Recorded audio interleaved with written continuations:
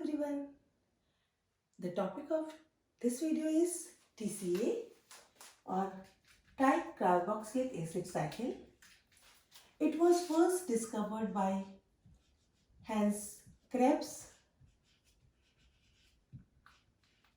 That's why it is known as Krebs cycle. It is also known as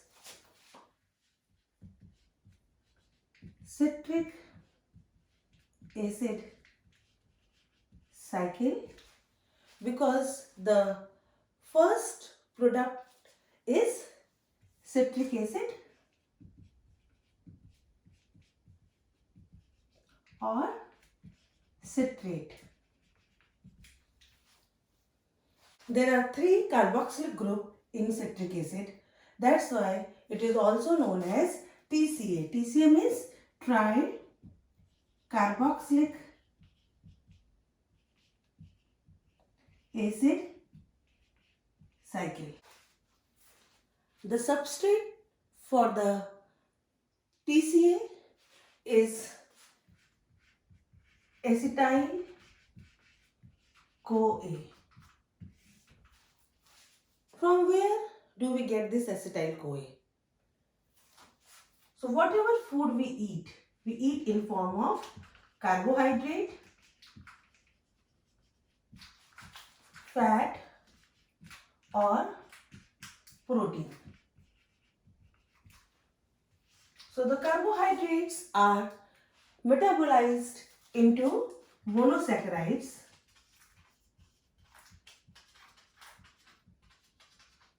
and these monosaccharides mostly converted into glucose, and this glucose by glycolysis converted into pyruvate, and this pyruvate is converted into acetyl-CoA. So glucose is a 6-carbon compound and it is converted into 3-carbon pyruvate, 2 molecules of, and then this is converted into 2 molecules of acetyl-CoA. Fat or fatty acid, they are converted into acetyl-CoA, and proteins first metabolize into amino acid. Some of the amino acids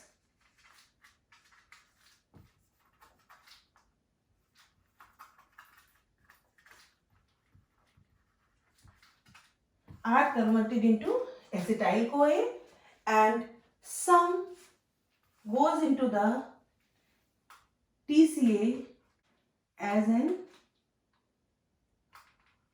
intermediate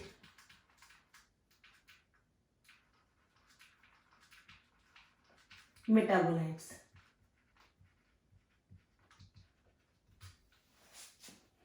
So carbohydrates basically converted into glucose, and the glucose is converted into pyruvate by the process of glycolysis, and this pyruvate is converted into acetyl-CoA. Fatty acids generally converted into acetyl-CoA, and whatever protein we eat, they are degraded into amino acid, and most of the amino acids are converted into acetyl-CoA, and some of the amino acids are converted into the intermediates of the citric acid cycle. So acetyl-CoA with oxaloacetic acid converted into the citrate and then continues the citric acid cycle. And during this process, carbon dioxide is released, oxaloacetate is regenerated to start the new cycle, and during the whole process, the electrons are released and they are picked up by the reduced electron carrier, and these reduced electron carrier goes into the electron transfer chain. They transfer the electron through the chain to the final electron acceptor, that is oxygen, and then oxygen combine with proton to form the water. During this electron transfer, the energy is released, that is conserved in the form of ATP by the process known as oxidative phosphorylation. The pyruvate is converted into acetyl CoA in presence of pyruvate dehydrogenase complex. C double bond O, O minus, C double bond O, CH3. So this is your pyruvate molecule and it will be converted into acetyl CoA, COASH. So pyruvate dehydrogenase complex is having three enzymes. I will write this as like E1, E2 and E3. That one is pyruvate dehydrogenase,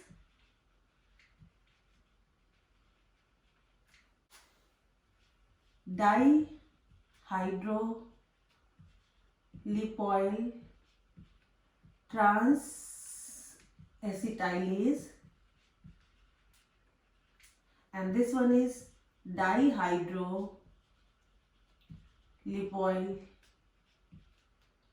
dehydrogenase. So these three enzymes, these are the three enzyme complexes, and with this they work with the coenzymes. Coenzymes, cofactor, prosthetic groups, they are all same. So coenzymes, the function of coenzyme is to help the enzyme. So there are 5 coenzymes. So first is TPP, that is thymine pyrophosphate.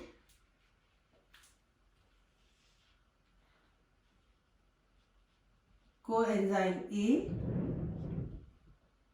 and then NAD plus and then lipoate.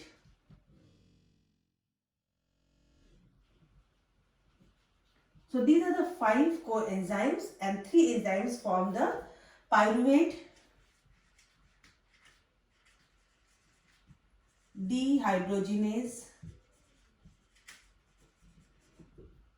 complex.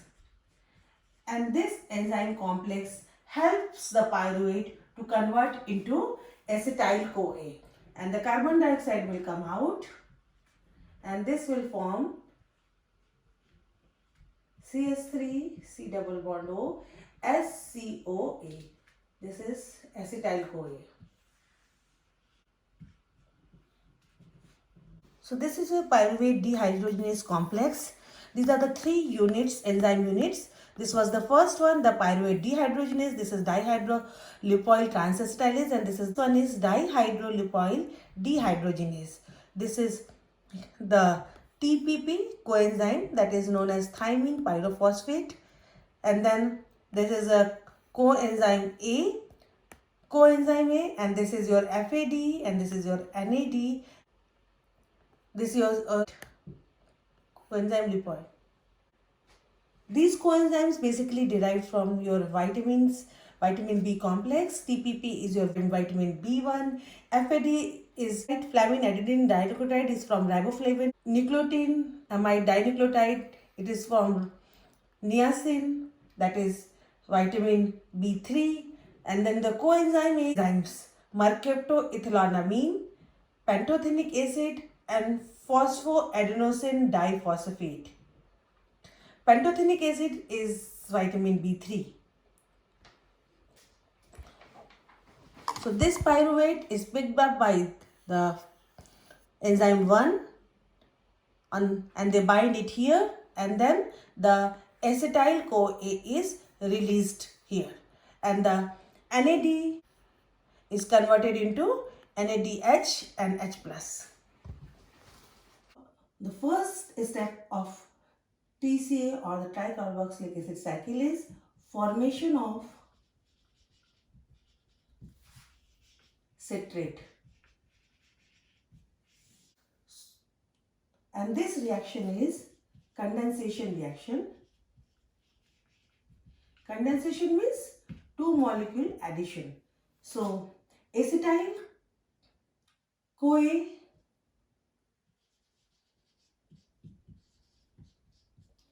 and oxaloacetate condensed to form citrate.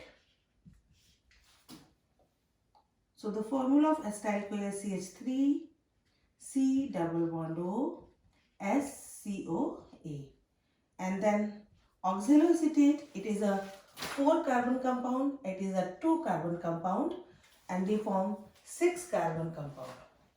So this is 1 and 2 carbon, and then oxaloacetate is C double bond O COO CH2 COO minus. So this is your oxaloacetate and this is your acetyl CoA, and these two molecules condensed to form citrate. And the enzyme which catalyzes this reaction, what will be the name of the enzyme who is going to catalyze this reaction? Because this is the synthesis of citrate. So synthesis of citrate means the enzyme will be synthase. And what is going to synthesize? Citrate. So the name of the enzyme will be citrate synthase.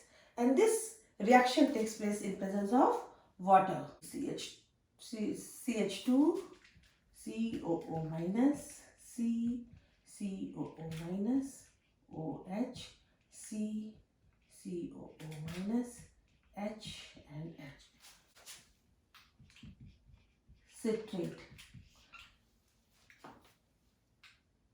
And the free energy chain is minus 32.2 kilojoule per mole, and this is highly negative free energy, so that's why this reaction is irreversible. Acetyl CoA and oxaloacetic acid in presence of citrate synthase converted into citrate. It is 4 carbon compound, 2 carbon compound condensed to form the 6 carbon compound. So the next step is formation of isocitrate from citrate. So these are the two isomers. So you know citrate, aconitase.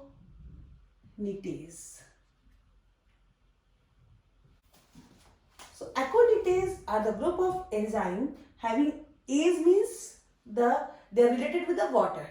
So this reaction is the hydration reaction or dehydration reaction.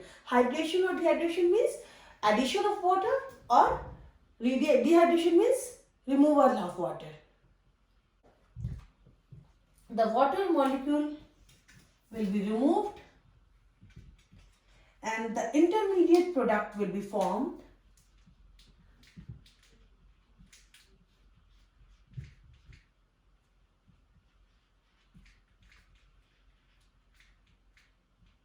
So this is known as 6-aconitase. This is an intermediate product. So just the bond will come here, double bond. So 1, 2, 3, 4, 1, 2, 3, 4. And this is converted into isocitrate. So the water will be added here. This is dehydration, this is hydration. And then CH2 COO minus CHCOO minus COH COO minus and H. So this is your isocitrate. So the difference between citrate and isocitrate is only the position of hydroxyl group. And this reaction is reversible because free energy change is equal to 13.2 kilojoule per mole.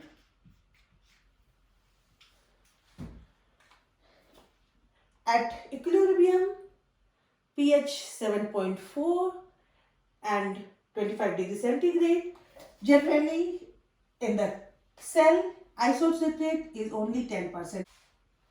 reaction generally goes right because the isocitrate is continuously consumed by the next product. And write it here, citrate is converted into isocitrate. It is again a 6 carbon compound and the enzyme name is aconites.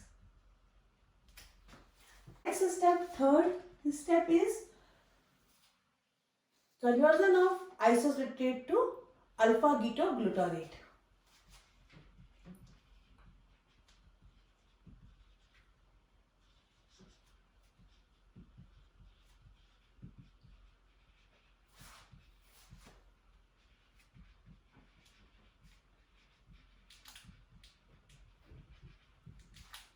So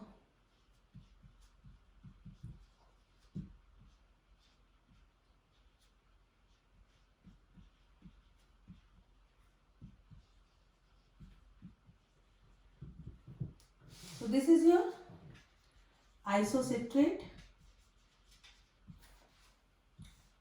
So this will be converted into alpha-ketoglutarate and this reaction takes place in presence of isocitrate dehydrogenase. Dehydrogenase means hydrogen will come out. Isocitrate works with NAD. So NAD plus or NADP plus is converted into NADH or NADPH plus H plus. These isocitrate dehydrogenase, there are two types of enzymes.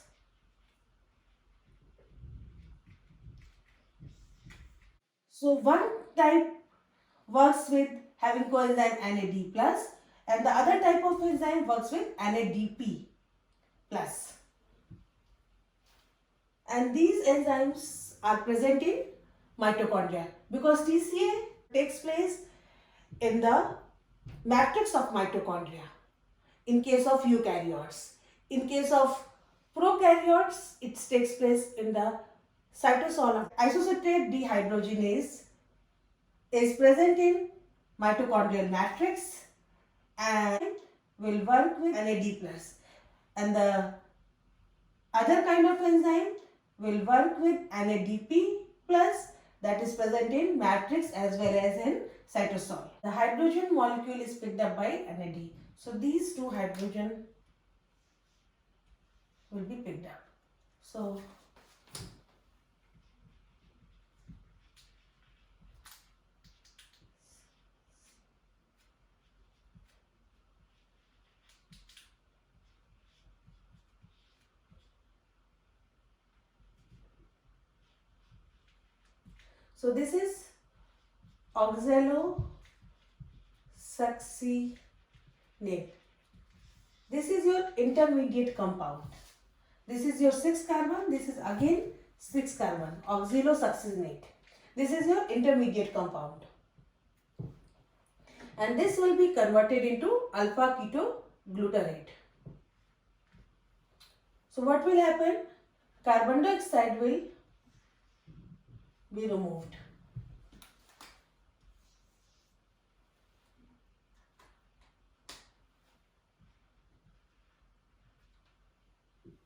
The alpha-ketoglutarate will form CO, CH2, CH2, C double bond O and then COO minus. This is alpha-ketoglutarate. So look, this one we are writing from here CO, CH2, CH.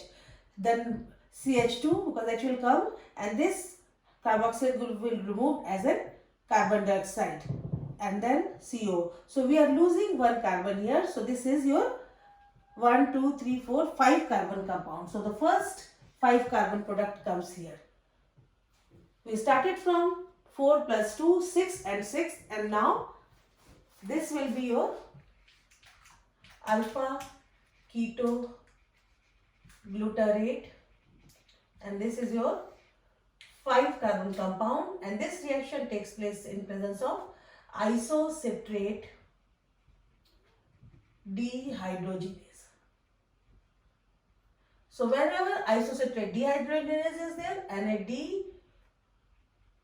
plus or NADP plus, and it is converted into NADH or NADPH.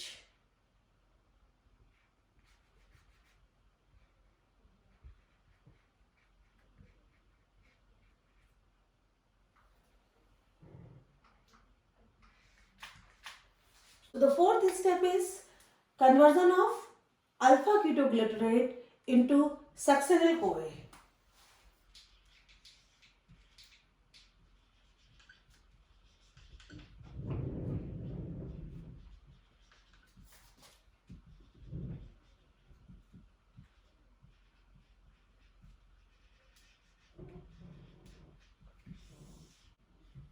This is your alpha keto glutarate, and this is your 5 carbon compound with the 2 carboxyl group. Now this will be converted into succinyl CoA, and this reaction takes place in presence of alpha keto glutarate dehydrogenase complex. Why it is complex? It is the same enzyme as pyruvate dehydrogenase complex. This is almost same. They are having the 3 enzyme and 5 coenzyme. They are similar in everything. The name of the enzyme, the first enzyme will be alpha ketoglutarate dehydrogenase. Second and third are same. Dihydrolipoyl transacetylase and dihydroacyl dehydrogenase. So these 3 enzymes are there, and the same coenzyme like TPP, thymine pyrophosphate, lipoate, coenzyme A, NAD and FAD. These all 5 coenzymes work with 3 enzymes to form the succinyl CoA. So alpha ketoglutarate dehydrogenase complex, as I told you, it will require coenzyme A, SH, then lipoate, then FAD, NAD plus, and then TPP. And the carbon dioxide will come out. So the carbon dioxide will be removed. That means the succinyl CoA will be the 4 carbon compound. This is 5 carbon compound, and then carbon dioxide will come out, and this will form succinyl CoA, CH2 COO minus CH2 CH2 C double bond O SCOA. We can write the bond like this, but that shows it's very high energy bond if you want to write like this. So this is your succinyl CoA. This reaction is irreversible. Delta G is equal to minus 33.5 kilojoule per mole, and this is highly negative, so the reaction is irreversible. NAD plus is converted into NADH plus. Succinyl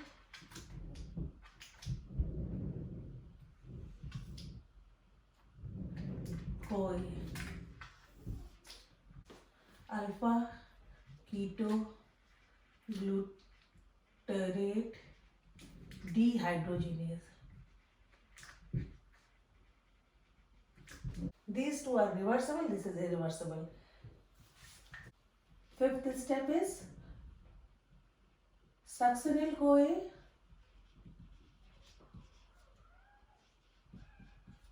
converted into succinate. This reaction takes place in presence of enzyme succinate synthetase. This will form CH2 COO minus, CH2, COO minus. This is your succinate. And coenzyme will come out.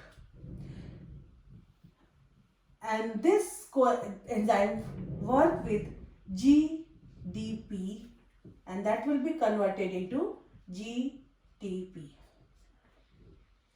Then when this bond break down, the lot of energy is released, and this real energy is conserved in the form of GTP. And when the energy is formed from the substrate, this is known as substrate level phosphorylation. What it is? Substrate level phosphorylation. Why? Because this is only on the substrate level. The energy is conserved only from the breakdown of the substrate, and GTP can be converted into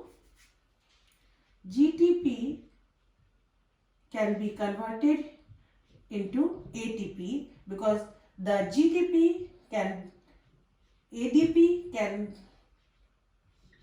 take the phosphate group from GTP and convert it into ATP, and this will be converted into GDP, and the delta G free energy change is 0 kilojoule per mole here. And for this reaction, the free energy change is minus 2.9 kilojoule per mole. That's why the reaction is reversible. But what happened? In the first step, when this bond break down, the energy is released minus 36 kilojoule per mole, and the energy is conserved in the formation of GTP. 33.1 kilojoule per mole is used, so the energy released is minus 2.9 kilojoule per mole, and this reaction is again reversible. So the succinate is formed. So what is the difference between synthase and synthetase? These two enzymes are involved in the synthesis, that's why they are known as synthase or synthetase. Synthetase are the enzyme which works with GDP or GTP or ATP. When the high energy compound, nucleotide, diphosphate or triphosphates are involved, then the name of the enzyme is synthetase. If there is no nucleotides are involved, like no ATP or GTP are involved, then it is synthase. So the next step is oxidation of succinate to fumarate. This is your succinate. So the reaction is catalyzed by succinate dehydrogenase. So what it means, dehydrogenase, as I told you, there will be some coenzyme which will accept the hydrogen or release the hydrogen. So succinate dehydrogenase takes place in presence of FAD. That will be converted into FADH2. So what happened? The two hydrogen will come out from here and the fumarate will form. So this will be your C. So there will be double bond and then COO minus H and H. I am writing it is like this because the next step is very important. We'll show you why this trans isomer is important. So succinate is converted into fumarate in presence of succinate dehydrogenase.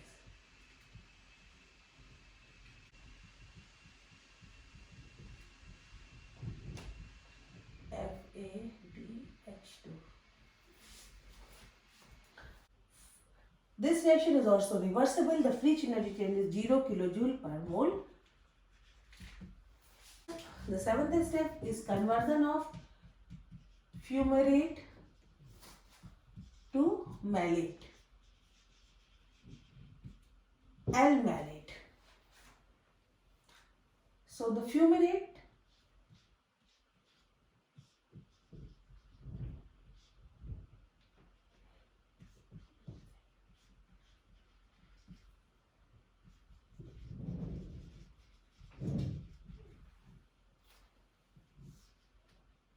fumarate is converted into L-malate. The enzyme name is fumarase. Ase means water. So the addition of water. So that what will happen? COO minus and this OH, HOH, H and then CHH,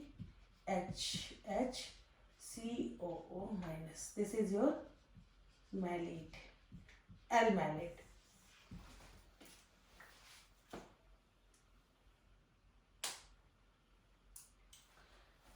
So why this is important, fumarate? Because fumarase is highly stereospecific enzyme. Stereospecific. What it means? It is specific for the form. So this enzyme only binds with the fumarate, the trans form. Its cis form malate. Malate will be like this. Both the carboxylic group will be this side of the bond and hydrogen is like this. So this enzyme will not bind with this and it forms L-malate. L-malate hydroxyl group on this side. If D, then the hydroxyl group will be this. The reversible reaction takes place. So fumarase is very specific. It only binds with the L-malate, not the D-malate. So the fumarate will be converted into malate. And these are the, from here we are coming 5 to 4 carbon. This is 4 carbon, this is 4 carbon. These all are 4 carbon. Malate is also 4 carbon. The free energy change for this reaction is minus 3.8 kilojoule per mole. So, and this reaction is reversible. So now the eighth and the last step of this cycle is malate is converted into oxaloacetate. Malate, and this reaction is catalyzed by malate dehydrogenase. Dehydrogenase means you need NAD plus will be converted into NADH plus H plus, and then these biodehydrogenase will pick up the 2 hydrogen and then it will be converted into oxaloacetic acid or oxaloacetate. CH2 COO minus, that is oxaloacetate. So this oxaloacetate is recovered here.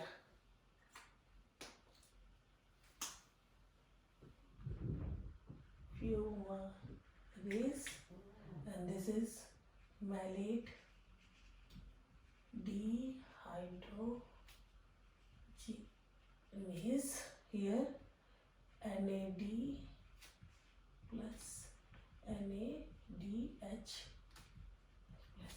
So this is the whole TCA cycle, and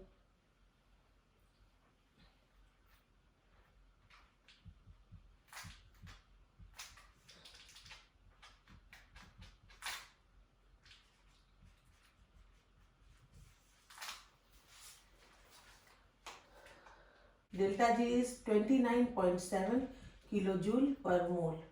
So this reaction is a reversible reaction, and this reaction is more prone to formation of malate, but in case of cell it goes towards the right because of this oxaloacetate concentration is very low in the cell, because continuously oxaloacetate is used by the acetyl-CoA to go the new cycle of TCA. So this is your citric acid cycle, acetyl-CoA, oxaloacetate condense to form the citrate. Then this reaction is dehydration, cis-acotinase, and then isocitrate is oxidative decarboxylation, form the alpha-ketoglutarate. Alpha-ketoglutarate converted into succinyl-CoA, and that is converted into succinate. Succinate is converted into fumarate, and then fumarate is converted into malate, and malate is converted into oxaloacetate, and then these two again start the cycle. TCA cycle is known as amphibolic pathway. Why? Because it is involved in catabolism as well as anabolism. So we saw catabolic cycle of TCA. Now we'll discuss about the anabolic pathway of TCA.